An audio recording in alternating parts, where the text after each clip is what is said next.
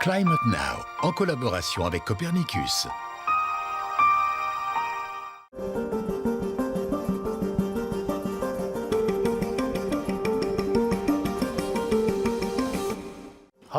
Bonjour et bienvenue dans Climate Now, le magazine mensuel qui vous présente les faits en matière de changement climatique. Dans un instant, nous serons face aux flammes. Nous partirons au Portugal où l'on s'adapte aux risques accrus de feux de forêt. Si on veut continuer à vivre dans une région comme celle-ci, on doit se préparer. Mais d'abord, les dernières données du service Copernicus concernant le changement climatique. La chaleur a été exceptionnelle pour cette époque de l'année. Le mois de janvier a été le plus chaud jamais enregistré en Europe, avec des températures supérieures de 3,1 degrés par rapport à la période allant de 1981 à 2010. Voyons cela dans un contexte plus large.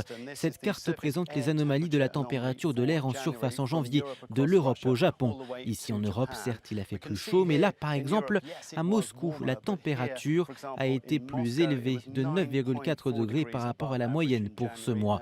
Et on était même à plus 12 degrés dans ces zones ici.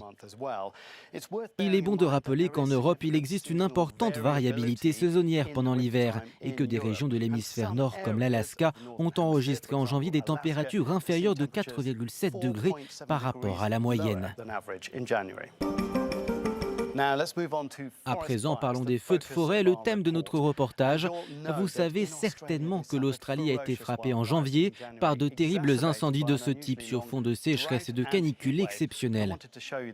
Je voudrais vous montrer ces deux images satellites. Celle-ci a été prise avant les feux et celle-ci après. Et toutes ces zones en marron ont été détruites par les flammes. Selon les projections, le changement climatique renforce le risque de feux de forêt, même si le lien entre les deux est complexe. Alors que fait-on en Europe pour s'adapter? Notre journaliste Lindsay Rempel s'est rendue au Portugal pour voir quelles actions y sont menées. Des forêts meurtries. Les séquelles des incendies qui ont ravagé cette région portugaise en 2017 restent visibles. Cet été-là, le pays a enduré l'une de ses pires saisons des feux jamais connues. Plus d'une centaine de personnes ont péri, 30 d'entre elles le long de cette route, près du village de Pedro Gao Grande. On a été encerclés par les flammes pendant 5 heures. On défendait nos maisons et notre village. Pour cet habitant de Pedro Gao Grande, les feux de 2017 ont ouvert les yeux de la population locale sur le changement climatique et la nécessité de passer à l'action. On pense que tout ça est lié au changement climatique parce que ces événements sont de plus en plus fréquents et ils vont encore se produire dans l'avenir, c'est sûr. C'est notamment pour ça qu'on a décidé d'agir. Parce que si on veut continuer à vivre dans une région comme celle-ci, on doit se préparer. Une tâche qui s'annonce considérable à l'heure où la planète se réchauffe et où la saison des feux de forêt s'allonge et s'intensifie au Portugal.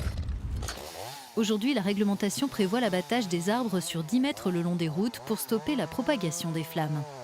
Sur les terrains privés, proportionnellement très nombreux au Portugal, si les propriétaires ne défrichent pas leurs parcelles, c'est le nouveau service rural des incendies qui intervient.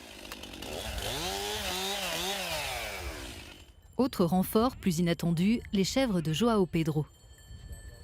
En maintenant l'herbe courte, elles rendent la végétation moins inflammable. Il ne s'agit pour l'instant que d'un programme pilote, mais des expériences similaires sont menées dans tout le pays.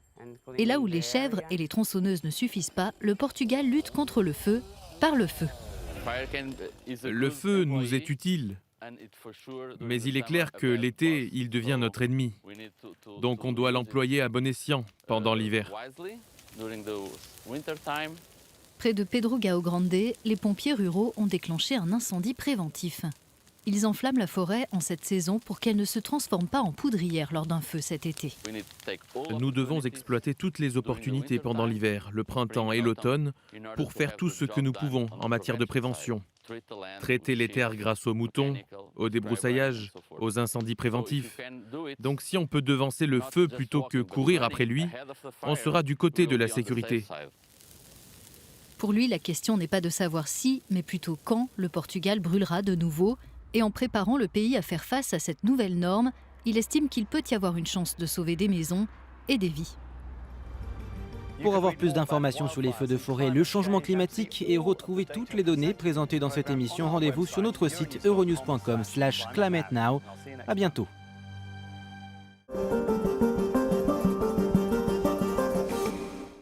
Climate Now, en collaboration avec Copernicus.